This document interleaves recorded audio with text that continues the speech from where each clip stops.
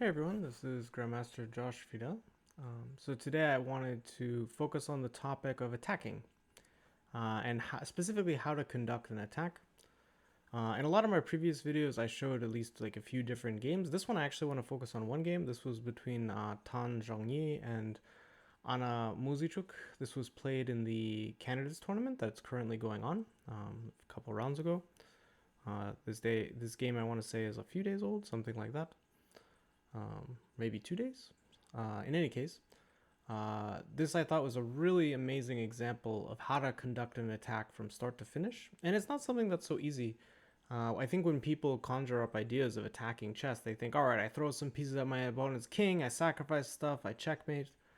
But real life, especially when you're facing an opponent who has no desire to be checkmated, can be a lot more complicated. So I thought that this game would be a cool example of the different challenges you face when attacking and the strategies you can use to try to overcome them. In any case, I thought I would say that definitely make sure to check out these tournaments if you haven't. It's a great way to learn, even if you're just playing through the games a little bit quickly. You can kind of get a sense for how really strong players play. It's very exciting. They're playing for a chance to challenge the world champion, so it's quite an exciting thing to just take part in. I really like doing it just on my own, but obviously there's tons of commentary out there, and there's all sorts of ways you can participate in it. But even just seeing a few games is really great. So I definitely think that's quite a nice thing to do. So let's begin with this position, right? So this was again between Tan Zhongyi was white and Anna Muzychuk is black. And they have this position where it definitely looks like white has a lot of pieces pointed at the black king. But the question is, how do you initiate an attack? How do you begin? So why don't you, if you want, you can pause, try to figure out how would you start to attack black here. What do you think?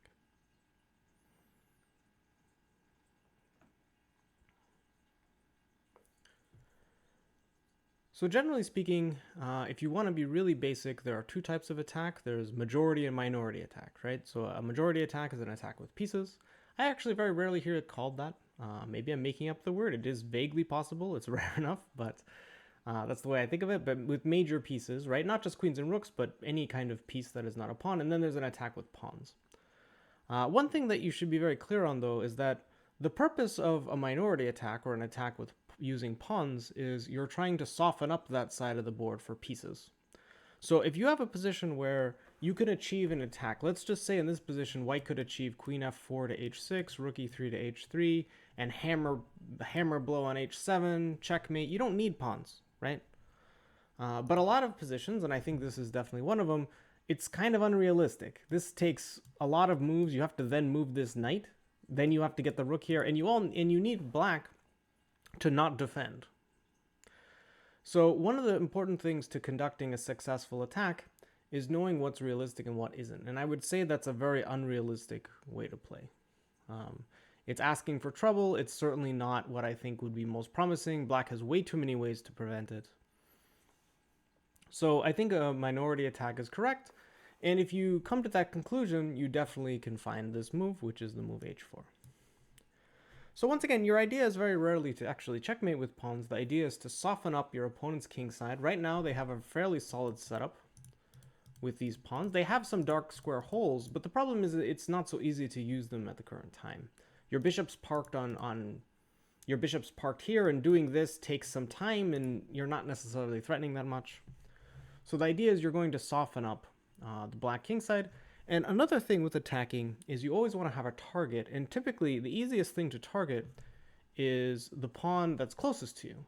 This is a very common theme. If your opponent plays a move like h6 often, that's often a hook, and then you can either sacrifice on that square or try to break it apart with pawns. In this case, you're concentrating your efforts on the g6 square. So the real test is if your opponent does nothing, do you have a clear attacking plan? And I think that you do. Your plan is to play h5, take on e6, and probably sack a piece. So again, let's just pretend that nothing happens here. La la la la la. Your opponent never does this, but it's just a nice way to go. You're probably going to sacrifice a piece. take here, and then you have many options. At the very least, you can check and take this pawn with check, and you already have 3 pawns for a piece and you're still attacking your opponent. That's often a case where, okay, if you had to give up your entire attack for 3 pawns, it may not be worth it, but as this is, it's, you know, really nasty. And by no means is this the only course of action. For example, even a move like check followed by rook e3 trying to simply bring a rook to the h-file also looks quite deadly. So you have quite a few options. Of course, your opponent should not do nothing, but it's very nice to know that you have a concrete idea that your opponent has to deal with. I would say that in a lot of games of amateur players, you'll see that an opponent will launch an attack and the other side will either panic and start sacrificing things, or they will just not defend enough against it, not take it seriously enough, and then they end up checkmated before they try to play one defensive move. So when you're defending, you have 2 options generally, which is that you can either try to defend against the attack or try to create a counterattack. In this case, trying to defend against an attack like this is going to be very challenging. Black could play a move like rook e8 with the idea on h5 to play knight f8. But this has all sorts of potential problems. First of all, black's very passive to put a knight here. Second, you have to worry about moves like bishop b5 challenging this rook. If you have to move the knight back to d7, this is already looking very murky, to say the least. And in general, when you end up really passive and you can't create counter threats, it's very rare that you can resist attack forever, right?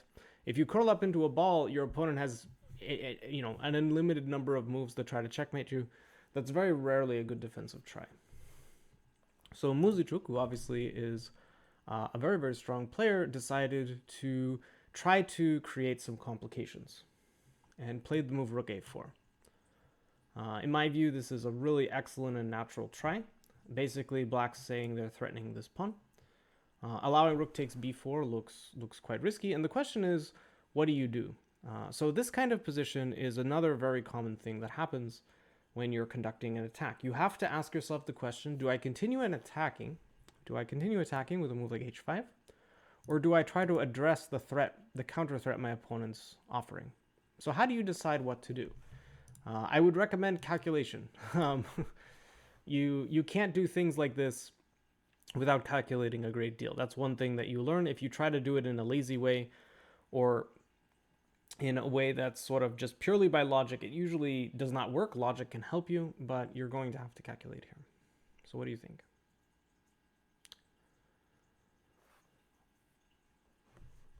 One thing I think that people struggle with in these decisions are, like, oftentimes they don't really know what the stakes are.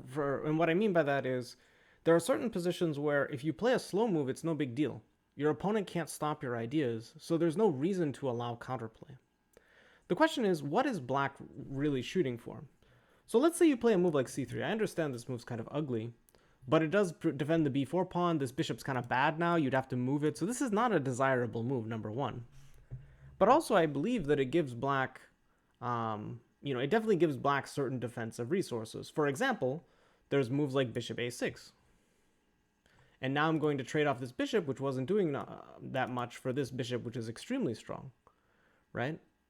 You can try to move your bishop and sack in exchange, but that's already quite complicated, right? A move like bishop b1 may actually be an okay try, but this is very complicated and definitely not what you had in mind when you went for this, right? And of course, if you trade something like this, then your h5 move, lacks a lot of sting. You've given up your best attacking piece. And a move like b5 is not possible because the pawn is pinned. It also made me want to consider a move like knight c5. The drawback to knight c5, I believe, is that bishop c2 exists. Maybe you have this move, which means that maybe this is also playable. Of course, it's quite complicated when you have all these hanging pieces everywhere. In any case, I think, though, it's quite clear that a move like c3 is not really desirable. You could play a move like bishop c3, but now knight c5 I definitely think is a problem. At least a very big potential problem. I suppose there's still moves like this that have to be considered, but somehow, like, this kind of thing, I don't... It feels like you're going in the wrong direction. It still requires some concrete thinking. For example, this move actually looks quite interesting to me. The idea being that if you take the rook, you take the bishop, and this rook is actually trapped. But even if you end up sacrificing an exchange in a position like this, white's attack is completely dissipated. So This is an example of going in the wrong direction, right? You're slowing down your attack, and then your opponent gets enough counterplay to really counter your big threats. So what Tan Zhongyi did, which I think is an extremely good move, is she just plays h5. She decides that the threat of rook takes b4 is not strong enough to slow down her attack. And very importantly, the move h5 makes a concrete threat. So h takes g6 followed by the bishop sack is extremely important. So black plays rook takes b4. And this was really, in my opinion, this really star move. Maybe in this whole game, but just in general, her whole concept, which is that you could put the bishop on d4. It's very possible. But the big drawback to this is that now you don't really have a great way to increase your pressure. You have pressure here. And again, I'm not exactly sure what the best continuation is, but let's say something like queen e8. Really trying to reinforce this. I think this is a very common defensive idea. It's going to take white quite a few moves to ever get a rook to the h-file. Even things like this are possible, right? But it looks funny, right? Like, that should take a long time. Black, in the meantime, can try to put pressure on things. A move like knight c5 is definitely coming, trying to trade off that bishop. And once again, I'm not 100% positive that it's necessary to play queen e8, but it's definitely something I would look at. Another move, maybe a move like king g7, just guarding this pawn, might actually be even a cleaner way to do it. One thing you'll definitely notice is I do try to avoid using the computer a lot when I'm analyzing these, and one of the main reasons for this is because I want to show you like really the perspective that white has in this position, because a bishop d4 feels like a much more natural move at first because you're not hanging a bishop, right? But this is where she really calculated very well. She plays knight d4, and the reason this is so strong is because unlike bishop d4, you're increasing pressure also on other points in black's position. So black felt compelled to play g5 here, which is a very good sign. If rook takes b2 is played, h takes g6, the whole position is just falling apart. So for instance, if takes, this is again a bit cooperative, but black also doesn't have that many other wonderful options. If something like this, knight takes e6, I think is simplest, threatening the mate and the queen. So that's clearly not going to be played. But the problem is then what do, right? You can play a move like bishop g5. But I think that there's all sorts of problems. The simplest probably again is queen h5, threatening mate, forcing the capture. And then you have knight takes e6, and I just do not see black surviving this. Something like queen e7, maybe throw in a check, maybe not, I don't know.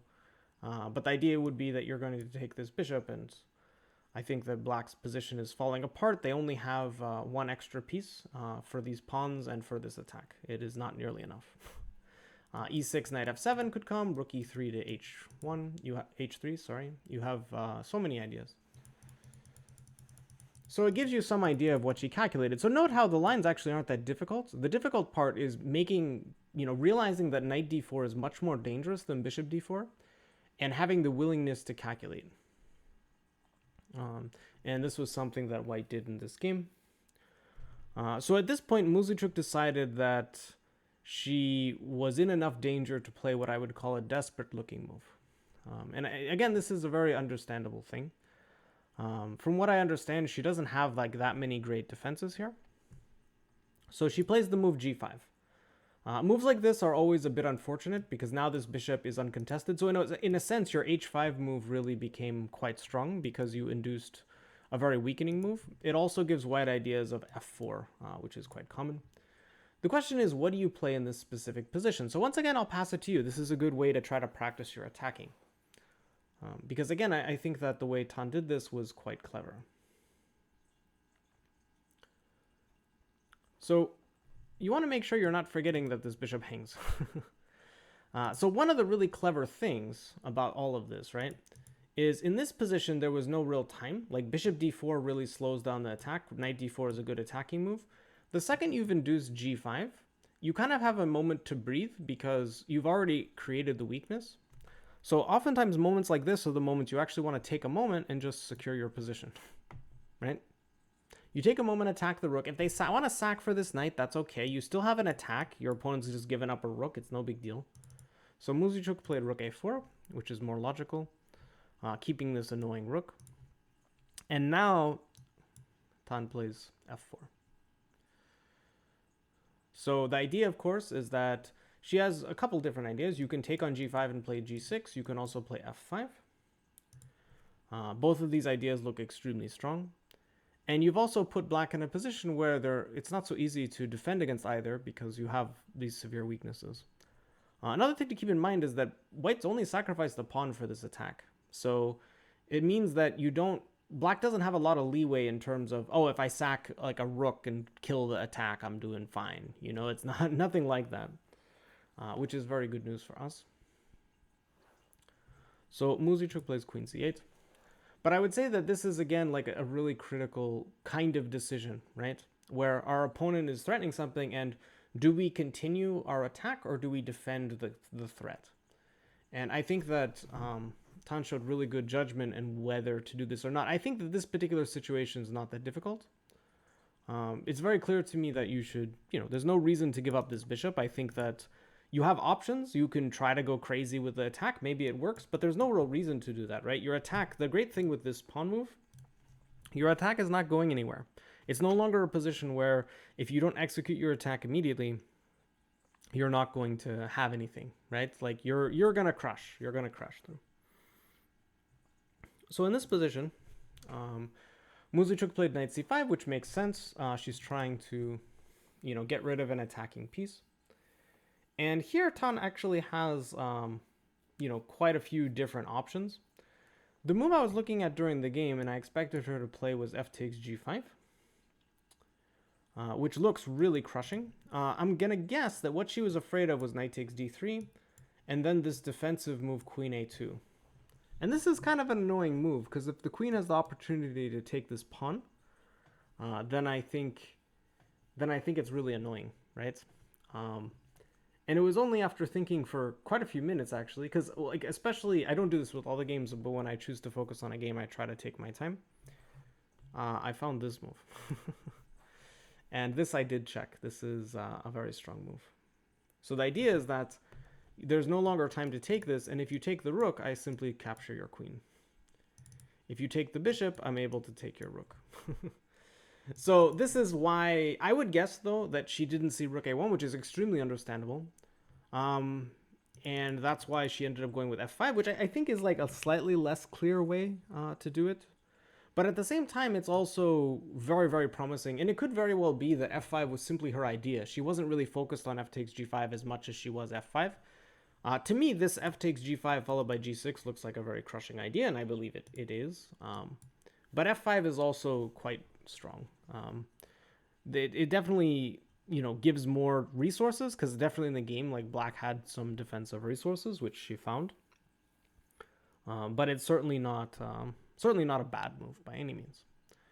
So e takes f5, bishop takes f5, and then here Muzychuk probably could have played a better defensive move.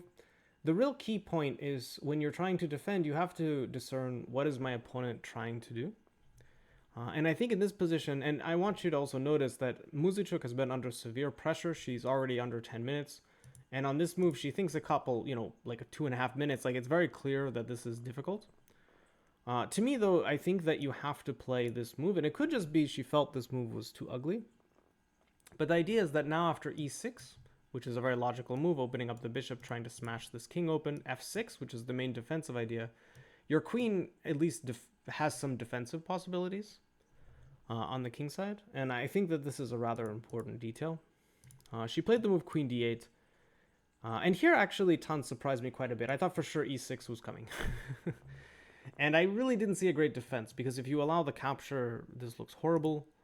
And if you play f6, now you have this capture. And what's really cool here is that because there's no queen on e8, you're able to penetrate.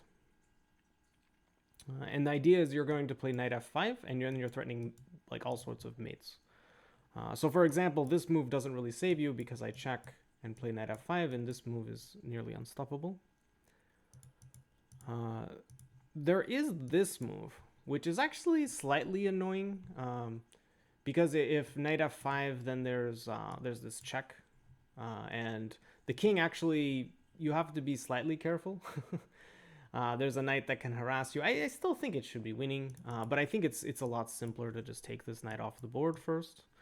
Notice how you can't play a Jutsunzu in between move because of this, and you simply have a huge material advantage.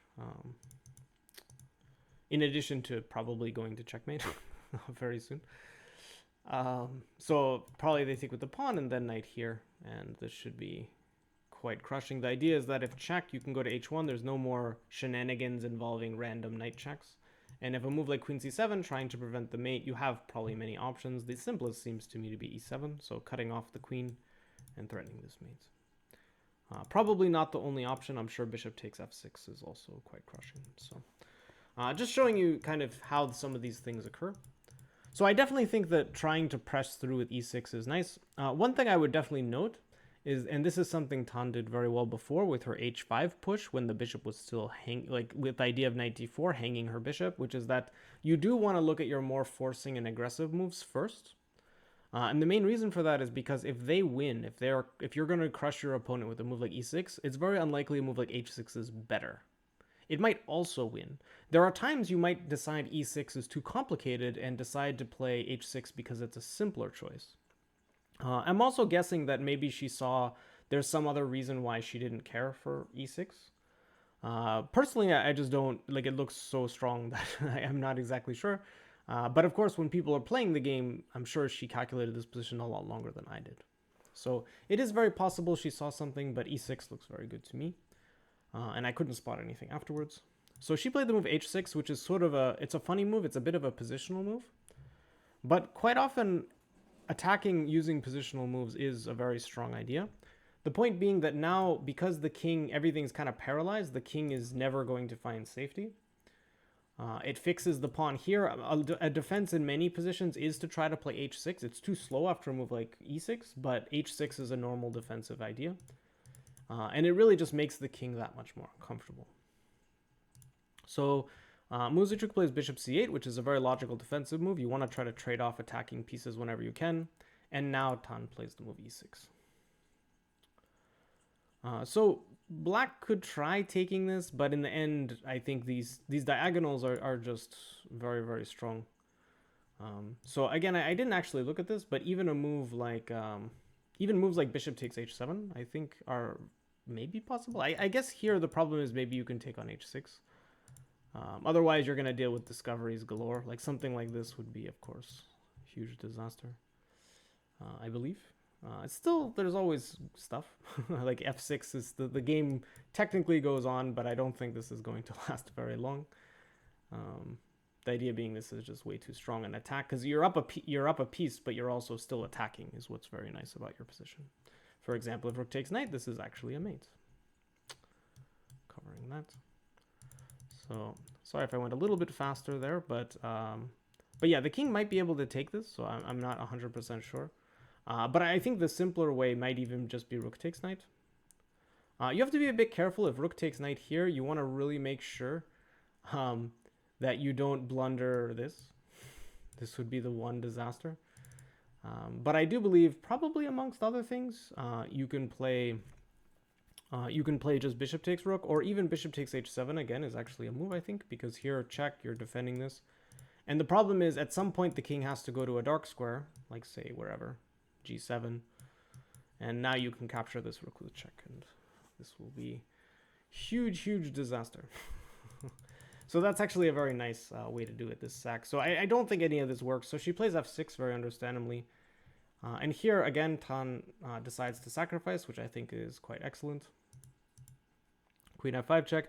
Taking on h6 here, I think, is a bit too much to ask. The problem is that a rook is going to come in the game. So whether it's with rook e3 or rook f3 is actually a bit unclear to me. And there are also other moves, like you have to calculate queen check as well, but I think that the king can go to g6.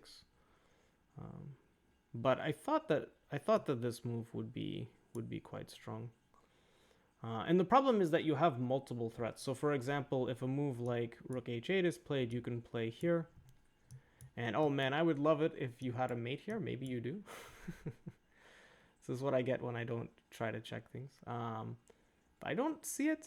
You have this beautiful double check, but after king g6, I don't think there's a mate. So you can't be too glorious, but you don't have to. You can simply play here and the whole position's falling apart. You're threatening queen takes g5 check and followed by mate.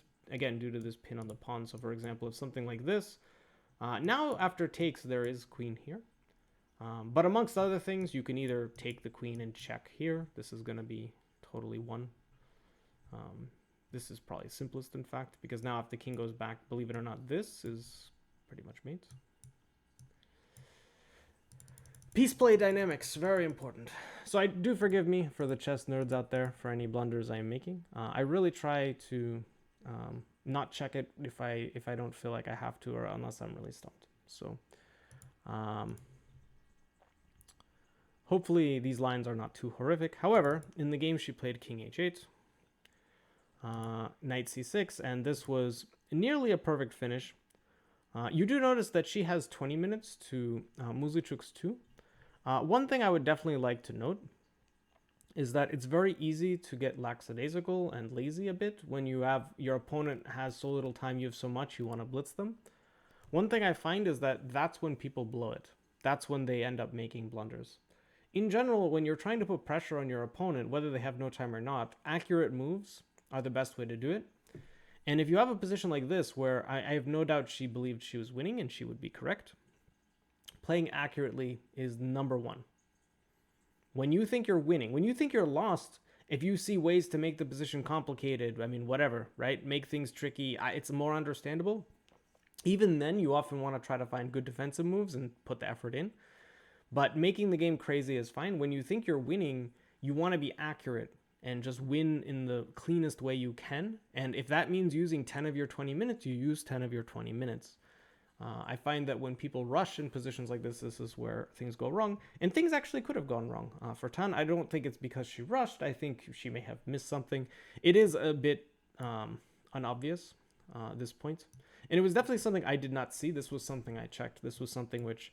She played the move rook takes f6, which I thought should work. I expected bishop takes f6 simply because this position looks just so crushing, right?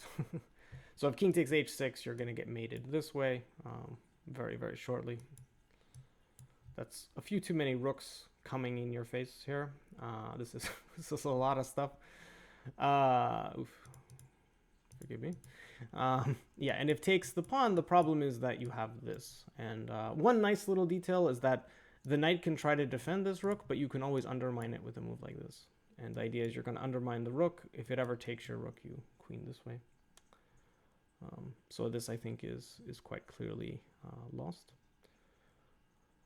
You have to be accurate a bit, but I thought this was quite clear. She played rook takes f6, which again, I kind of dismissed when I saw this during the game because I assumed this was winning as well. But the main problem is that after bishop takes f6, queen takes f6, knight e7, this move actually would defend. The problem here is that Muzychuk has under 2 minutes. You'll notice, though, Tan did use time, so it was quite clear she must have blundered something. And I don't exactly know what it was because it's kind of an odd position, but for some reason... Even if you do this, there's no real clear mate is the problem. Like everything's kind of covered. If this check, you can even play rook g6 if you have to. If takes the knight, I forget exactly what the proper defense is, but something involving like bringing the rook over. And I think it's supposed to be like a draw or something like that. It is a bit surprising that black has these resources. And rook takes f6 looks so tempting. But I think that the main lesson here, because anyone can miss something, and I don't think, I mean, she spent... like some time here. It wasn't like she played it instantly. But I do think this is a kind of moment where a lot of people do make a mistake because, you know, it looks like you're crushing, you think your attack's coming to completion and people want to hurry. But these are the moments you take your time and be extra precise. It's the worst feeling ever when you've played a beautiful attack, and white has played a gorgeous attack, right? We can talk about nitpicky details, but this has been a gorgeous attack. When you play an attack like this, you have to be like extremely careful. Because you have to make sure you calculate accurately till the very, very end of the game, and nothing less than that will do. And there are so many games that are blundered away because, you know, you kind of take a break a little too early. Again, I don't believe that's what she did, but there was a mistake because maybe just some miscalculation, something like that.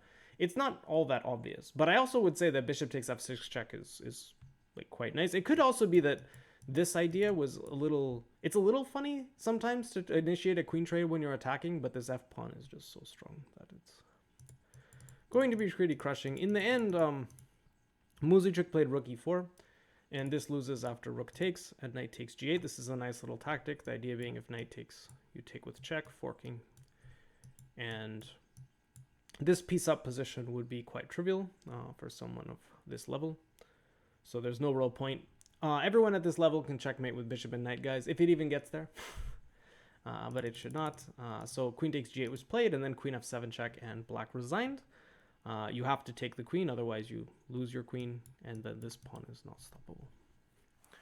So overall, a really, really wonderful attack by Tan. A great game to learn from. I really enjoyed playing through it and looking at it in closer detail.